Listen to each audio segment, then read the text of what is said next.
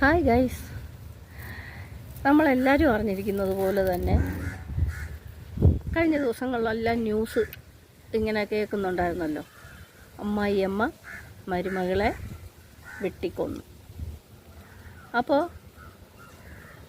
പലരും പല അഭിപ്രായങ്ങളും പറയുന്നുണ്ട്. അമ്മായിയമ്മയുടെ കുറ്റമാണ്, മരുമകളുടെ കുറ്റമാണ്, ഇങ്ങനെയൊക്കെ പറയുന്നുണ്ട്. അപ്പോൾ ഇതിൽ സംഭവിച്ചിരിക്കാവുന്നത് ഇവർ നേരത്തെ ചെറിയ ചെറിയ കശപിശകൾ ഉണ്ടായി കാണണം.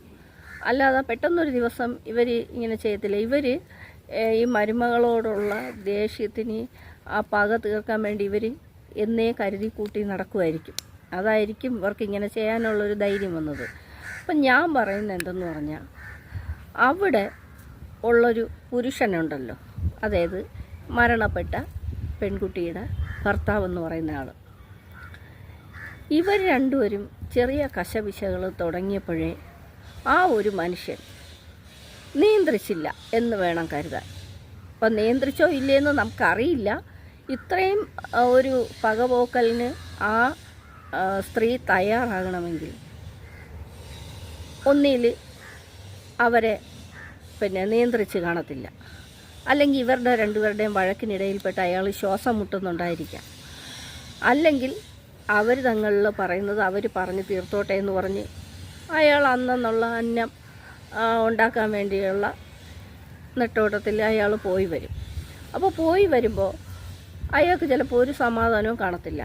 ഒരു വഴി കൂടെ അമ്മ, ഒരു വഴി കൂടെ ഭാര്യ, ഇതിൻ്റെ രണ്ടിൻ്റെ ഇടയിൽ അയാൾ എന്തുമാത്രം വേദനപ്പെട്ടായിരിക്കും ആ വീട്ടിൽ ജീവിച്ചത്. നിങ്ങൾ ഇത് നമ്മൾ പറഞ്ഞു വരുമ്പോൾ ഇതിനിടയ്ക്കൊരു തമാശ അല്ല എന്ന കാര്യവും കൂടെ ആയിട്ട് ഇവിടെ അഭിഷാദ് ഗുരുവായൂർ എന്ന് പറയുന്ന മോട്ടിവേഷൻ സ്പീക്കറുണ്ടല്ലോ, ആ പുള്ളിയുടെ ഒരു വീഡിയോയ്ക്കകത്ത് ഞാൻ കണ്ടതാണ്. ആ പുള്ളി പറയുന്നു, പുള്ളി തമാശയ്ക്ക് പറഞ്ഞതാണോ കാര്യമായിട്ടോ, പക്ഷെ അതിലൊരു കാര്യമുണ്ട്. എന്തെന്നറിയുമോ?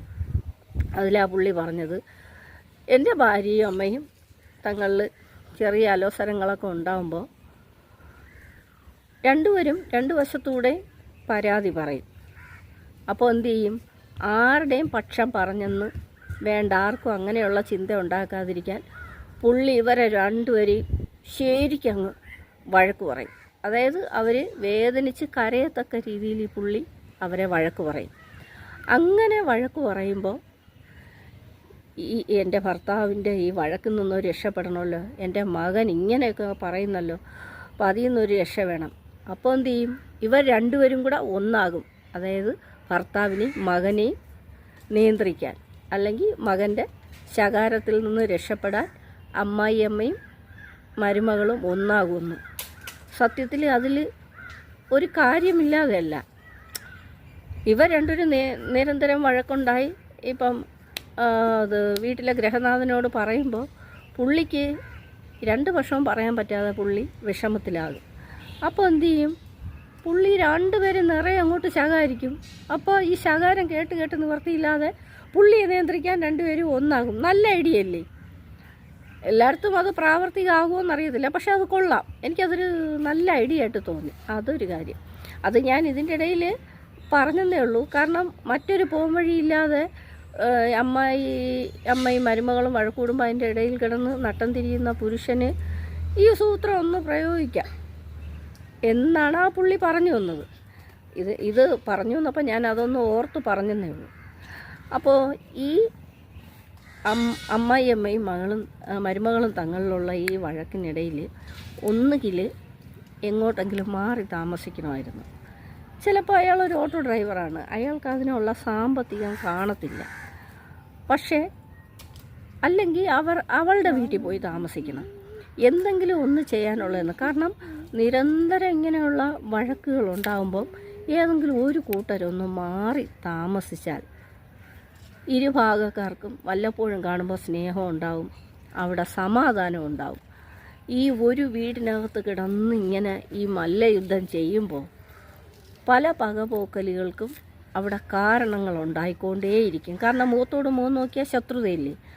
അപ്പോൾ ഇങ്ങനെയൊക്കെ ചിലപ്പം വന്നെന്നിരിക്കും. അപ്പോൾ അതിനേക്കാളും ആ വീട്ടിലെ പുരുഷൻ ഇനി വയറ് മുറുക്കി കെട്ടിയിട്ടെങ്കിൽ കിട്ടുന്നതിൻ്റെ ഒരു അംശം നീക്കി വെച്ച് ഒരു കുഞ്ഞു വീട്, വലിയ വീടൊന്നും വേണ്ട, എത്രയില്ലെന്ന് പറഞ്ഞാലും ജീവിതത്തിനൊരു സമാധാനം വരണമെങ്കിൽ ഒരു ചെറിയ വീടൊക്കെ എടുത്ത് മാറി താമസിക്കാം. ചില ആണുങ്ങളുണ്ട്, അമ്മയെ ഒറ്റയ്ക്കാക്കിയിട്ട് ഞാൻ എങ്ങനെ മാറി താമസിക്കും, അല്ലെങ്കിൽ അമ്മയെ കൂടെ കൂട്ടാതെ ഞാൻ എങ്ങനെ പോവും, അങ്ങനെയൊന്നും ചിന്തിച്ചിട്ട് കാര്യമില്ല. എങ്ങനെ പോയിട്ട് അമ്മ ഇപ്പം അവശ്യമോ കിടപ്പ് രോഗിയാണെങ്കിൽ അമ്മയെ ഒരിക്കലും അങ്ങനെ ഇട്ടിട്ട് പോകാൻ പറ്റത്തില്ല. പക്ഷെ അമ്മ ആരോഗ്യമുണ്ട്, അമ്മയ്ക്ക് ഒന്നും അല്ലെങ്കിൽ നാഴി അരിയിട്ട് കഞ്ഞി വെച്ച് കുടിക്കാനുള്ള ആരോഗ്യം ഉണ്ടെങ്കിൽ അമ്മയോട് പറയണം, അമ്മ ഞങ്ങൾ കുറച്ച് ദിവസം ഒന്ന് മാറി താമസിക്കുവാണ്, നിങ്ങളുടെ ഈ വഴക്കിൻ്റെ ഇടയിൽ ഞാൻ വല്ലാതെ ശ്വാസം മുട്ടുന്നു, ഇതിങ്ങനെ ആയാൽ പറ്റത്തില്ലല്ലോ, എന്തെങ്കിലും ഒരു സമാധാനമൊന്നും ഞാൻ അറിയുന്നില്ല, എന്തെങ്കിലും ഒരു പരിഹാരം നമുക്ക് ഉണ്ടാക്കാം, തൽക്കാലം ഞങ്ങളൊന്ന് മാറിപ്പോവുകയാണ്. നല്ല ഒരമ്മയാണെങ്കിൽ, മകൻ്റെ സമാധാനവും സന്തോഷവും ആഗ്രഹിക്കുന്ന ഒരമ്മയാണെങ്കിൽ തീർച്ചയായിട്ടും മോനെ നിങ്ങൾ മാറി താമസിക്കുക, ഞാൻ അങ്ങോട്ട് വരാം, അല്ലെങ്കിൽ നിങ്ങൾ ഇങ്ങോട്ട് വാ, അമ്മയുടെ കാര്യങ്ങളൊക്കെ നോക്കിക്കൊള്ളണം. എങ്ങനെ അമ്മയ്ക്ക് ആവശ്യമുള്ളതെല്ലാം എത്തിച്ചു കൊടുക്കാനൊരു ശ്രമം. ഇത് ഒരിക്കലും അമ്മയെ ഒറ്റയ്ക്കാക്കിയിട്ട് പോകണം എന്നുള്ളൊരു ചിന്താഗതിയിലല്ല ഞാൻ പറയുന്നത്. ഞാനും ഒരമ്മയാണ്, നാളെ എൻ്റെ മകനും കല്യാണം കഴിക്കും. അപ്പോൾ അവരുടെ സൗകര്യത്തിന്, അവരുടെ സമാധാനത്തിന് അവൻ്റെ ഭാര്യയും കൊണ്ട് എങ്ങോട്ടെങ്കിലും മാറി താമസിക്കുക എന്ന് പറഞ്ഞാൽ എനിക്ക് ഭയങ്കര സന്തോഷവും ഇഷ്ടമായിരിക്കും. ഞാൻ ഒരിക്കലും അതിൽ മനപ്രയാസപ്പെടത്തില്ല. കാരണം ഇനി അവരാണ് ജീവിക്കേണ്ടത്, അവരുടെ സമാധാനം, അവരുടെ സന്തോഷം, അവരുടെ സന്തോഷത്തിൽ സമാധാനത്തിൽ നമ്മൾ പങ്കുചേരുക, അവർക്കൊരു ബുദ്ധിമുട്ടുണ്ടാകാതെ എന്നാണ് ഞാൻ പറഞ്ഞു വന്നതിനർത്ഥം. അങ്ങനെ അവർ സന്തോഷത്തോടെ മാറിപ്പോകണമെങ്കിൽ ഞാൻ അതിനെ സന്തോഷത്തോടെ അനുകൂലിക്കും. പക്ഷേ ഇവിടെ എന്ന് വെച്ചാൽ ഈ അമ്മയുടെ ഒരു ഭരണം ആണ് ഈ വീട്ടിലെന്ന് വേണം മനസ്സിലാക്കാൻ. കാരണം ആ മരുമകളെ കൊന്നിട്ട് ആ ചോര വാർന്ന നൈറ്റിയോടുകൂടി ആ സ്ത്രീ പോലീസ് വന്നപ്പോൾ അവർ പറയുക, പോലീസ് വന്ന് ഇനിയൊന്നും പേടിക്കേണ്ടെന്ന്. അതൊന്നാമത്തെ കാര്യം. ചോര വാർന്ന നൈറ്റിയോടുകൂടി അവർ ആ പോലീസ് ജീപ്പിൽ കയറി പോകുമ്പോഴും ആ മുഖത്ത് അല്പം പോലും മരുമകളെ ഇങ്ങനെ ചെയ്തു പോയല്ലോ എന്നൊരു ഒരു സങ്കടഭാവമോ ഒരു വിഷമമോ ഒന്നുമില്ലാതെ വളരെ ഊർജ്ജസ്വലയായിട്ട് ജീപ്പിൽ കയറി പോകുന്നതാണ് കണ്ടത്. അതവിടെ നിൽക്കട്ടെ. അമ്മയ്ക്ക് ഇത്രയും ആരോഗ്യമുണ്ട്, അമ്മയ്ക്ക് ഇൻസുലിൻ എടുക്കുന്നെന്ന് പറയുന്നു. ഇൻസുലിൻ എടുത്താലും അമ്മയ്ക്കൊരു ചായയോ കാപ്പിയോ ഒക്കെ ഇട്ട് കുടിക്കാനുള്ള ആരോഗ്യം ഉണ്ടെങ്കിൽ അമ്മയ്ക്ക് തീർച്ചയായിട്ടും മരുമകളെ മത്സരിച്ചുകൊണ്ട് ഇരിക്കേണ്ട കാര്യമില്ല. അമ്മയ്ക്ക് രാവിലെ വന്നൊരു വെള്ളം ഇട്ട് കുടിക്കാവുന്നതേ ഉള്ളൂ. പക്ഷേ അമ്മയുടെ ഉള്ളിൽ എൻ്റെ മരുമകൾ ഇവിടെയുണ്ട്, അവൾ തന്നെ എനിക്കത് ചെയ്തു തരണം. ഇന്നത്തെ കാലത്ത് അങ്ങനെയൊന്നും ഇല്ല കേട്ടോ. അമ്മയ്ക്ക് ആരോഗ്യം ഉണ്ടെങ്കിൽ അമ്മ തീർച്ചയായിട്ടും അമ്മയ്ക്ക് പറ്റുന്ന കാര്യങ്ങൾ രാവിലെ എണീറ്റ് ചെയ്യുക. നല്ലൊരു മരുമകളാണെങ്കിൽ എണീറ്റ് വന്നിട്ട് അമ്മ ഇനി അവിടെ ഇരുന്നോ, അമ്മ രാവിലെ ചായയും വെള്ളമൊക്കെ ഉണ്ടാക്കി തന്ന അമ്മയുടെ ഞാനതൊക്കെ ചെയ്തോളാം എന്ന് പറയും. അങ്ങനെ ഒരു ഇഷ്ടം മരുമകളിൽ ഉണ്ടാക്കി എടുക്കാനായിട്ട് ഈ അമ്മ ശ്രമിച്ചിരുന്നില്ല എന്ന് വേണം കരുതാൻ. ഈ അമ്മയ്ക്ക് പകയായിരുന്നു. മരുമകളുടെ ഭാഗത്തുനിന്നും മിസ്റ്റേക്കുകൾ ഉണ്ടായി കാണണം കേട്ടോ, ഇല്ലെന്നൊന്നും പറയാൻ പറ്റത്തില്ല. അവർ പറയുന്നത് അവർ ഗ്യാസ് കത്തിച്ച് ഇട്ട ചായ എടുത്ത് കളഞ്ഞു, ചായയോ വെള്ളമോ എന്തോ, പിന്നെ ഗ്യാസ് കത്തിക്കാൻ സമ്മതിക്കത്തില്ല, ഇതൊക്കെയാണ് അമ്മയുടെ പരാതി. പക്ഷേ അതിന് ഒരാളെ കൊന്നുകളയണോ? ഒരാളെ ഭൂമിയിൽ സൃഷ്ടിക്കുമ്പോൾ ആ ജീവൻ എടുക്കാനായിട്ട് ജീവൻ തന്ന ഉടയ തമ്പുരാന് മാത്രമേ അധികാരമുള്ളൂ. അല്ലാതെ നമുക്ക് ഒരാളെ കൊല്ലാനും അവരുടെ ജീവൻ എടുക്കാനൊന്നും മനുഷ്യർക്ക് പറ്റില്ല. പക്ഷേ ഇവിടെ അവരുടെ ഉള്ളിലുള്ള പക അവരെ കൊണ്ട് അതൊക്കെ ചെയ്യിക്കുകയാണ് ചെയ്തത്. പിന്നെ എന്താണെന്ന് വെച്ചാൽ ആ വീട്ടിൽ ഒന്നിനും ഒരു നിയന്ത്രണം ഉണ്ടായിരുന്നില്ല എന്ന് വേണം കരുതാൻ. കാരണം അവിടുത്തെ മകൻ രാവിലെ എണീക്കുന്നു, ജോലിക്ക് പോകുന്നു, അധ്വാനിച്ച് കൊണ്ടുവരുന്നു. ചിലപ്പോൾ സത്യം പറഞ്ഞാൽ എനിക്ക് തോന്നുന്നു ഈ ഭാര്യയായിട്ടും അയാൾ വഴക്കുണ്ടായി കാണണം. കാരണം ദിവസവും ഇതല്ലേ, എന്നും അവർ വഴക്കല്ലേ. അപ്പം അയാൾക്ക് ആരുടെ ഭാഗം പറയണമെന്നറിയാതെ നെട്ടോട്ടമായിരിക്കും. അല്ലെങ്കിൽ അവരുടെ വീട്ടിലോട്ട്, അവരുടെ എന്ന് പറഞ്ഞാൽ മരുമകളുടെ വീട്ടിലോട്ട് കുറച്ച് ദിവസം ഒന്ന് മാറി നിൽക്കണം. എന്തെങ്കിലുമൊക്കെ എന്തെല്ലാം സൊല്യൂഷനുണ്ട്.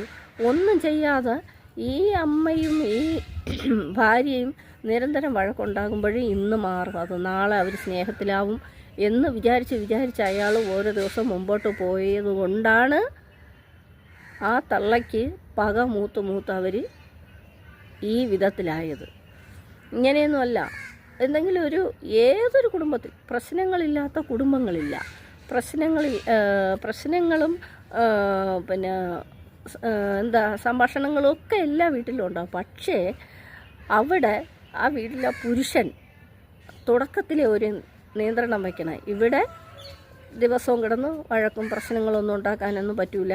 ഞാൻ അധ്വാനിക്കാൻ പോകുന്നു, ഞാൻ കൊണ്ടുവരുന്നത് സമാധാനമായിട്ട് എനിക്ക് വെച്ച് വിളമ്പി തന്ന് നമ്മളെല്ലാവരും കഴിക്കേണ്ട സാഹചര്യം നിങ്ങൾ ഉണ്ടാക്കണം. അതല്ലാതെ ദിവസവും വഴക്കുണ്ടാക്കാനാണെങ്കിൽ ചുമ്മാതെ പറയാൻ ഞാൻ എങ്ങോട്ടെങ്കിലും ഇറങ്ങിപ്പോവും, നിങ്ങളിങ്ങനെ എനിക്ക് സമാധാനം തന്നില്ലെങ്കിൽ എന്തെങ്കിലുമൊക്കെ പറയാം. പക്ഷേ ഇതൊന്നും ചെയ്യാതെ ചിലപ്പോൾ അയാളുടെ നിയന്ത്രണത്തിൽ അത് നിൽക്കാതെ വരും. അങ്ങനെയൊക്കെ ആയിരിക്കാം. എന്തായാലും മക്കൾ കല്യാണം കഴിഞ്ഞാൽ അവർക്ക് ഇഷ്ടം എന്താണോ, അവർക്ക് മാറി താമസിക്കാനാണോ, അവർക്ക് വേറെ വീട് വെച്ച് മാറാനോ, വാടകയ്ക്ക് പോകാനോ, അല്ലെങ്കിൽ ഈ കല്യാണം കഴിക്കുന്ന പയ്യൻ അവൻ്റെ ഭാര്യയുടെ വീട്ടിൽ പോയി താമസിക്കണമെന്നാണ് അവൻ ആഗ്രഹം. എന്തായാലും അവരുടെ ഇഷ്ടത്തിനൊത്ത് നിൽക്കുക. അവരെ നിയന്ത്രിക്കാനും അവരെ എല്ലാ കാര്യങ്ങളിലും ഇടപെടാനും അവരെ ചോദ്യം ചെയ്യാനും പോയാൽ ഇന്നത്തെ കാലത്ത് അതൊന്നും നടക്കത്തില്ല. ആളുകൾ തമാശയ്ക്ക് പറയുകയോ കാര്യമായിട്ട് പറയുകയോ ചെയ്യുന്നത് ന്യൂജൻ, അതാണല്ലോ വെപ്പ്. അതിൻ്റെ ഇടയിൽ കയറി വയസ്സായ ഒരു അഭിപ്രായം പറയാനൊന്നും പോയാൽ ഇന്നത്തെ കാലത്ത് ഒരു രക്ഷയുമില്ല. അവരുടെ ഇഷ്ടങ്ങൾക്കൊത്ത്, അവരുടെ അനീതിക്കല്ല, അവർ ചെയ്യുന്ന നല്ല കാര്യങ്ങൾക്കൊത്ത് അവരിൽ തെറ്റുണ്ടെങ്കിൽ സമാധാനത്തിൽ പറഞ്ഞ് മനസ്സിലാക്കുക. അല്ലാതെ അവരുടെ എല്ലാ കാര്യങ്ങളിലും കയറി ഇടപെട്ട് അവരുടെ വെറുപ്പും വിദ്വേഷവും സമ്പാദിച്ചുകൊണ്ട് ഇന്നത്തെ അമ്മായിയമ്മമാർക്ക് ഒന്നും ചെയ്യാൻ പറ്റത്തില്ല. മക്കളോടൊപ്പം സ്നേഹമായിട്ട് സമാധാനമായിട്ടും അവരുടെ ഇഷ്ടങ്ങൾക്കൊത്ത് അവർ ജീവിച്ചോട്ടെ, അവരെ സ്വതന്ത്രരാക്കി വിടുക. അവർക്കൊപ്പം നമ്മൾ നീങ്ങുമ്പോൾ അവർ നമ്മളെ നന്നായിട്ട് നോക്കും. കേൾക്കുകയും കാണുകയും ചെയ്തപ്പം വിഷമമുണ്ട്. 2 പെൺകുട്ടികൾ അവർക്ക് അമ്മ ഇല്ലാതാക്കിയിട്ട്, ആ സ്ത്രീ പ്രായമുള്ള സ്ത്രീ, അവർക്കിനി ജയിലിൽ കിടന്നാലും ഇല്ലെങ്കിലും ഒന്നുമില്ല. പക്ഷേ ഈ വളർന്നു വരുന്ന 2 പെൺകുട്ടികളെയും കൊണ്ട് ആ മനുഷ്യൻ ഇനി എന്ത് ചെയ്യും?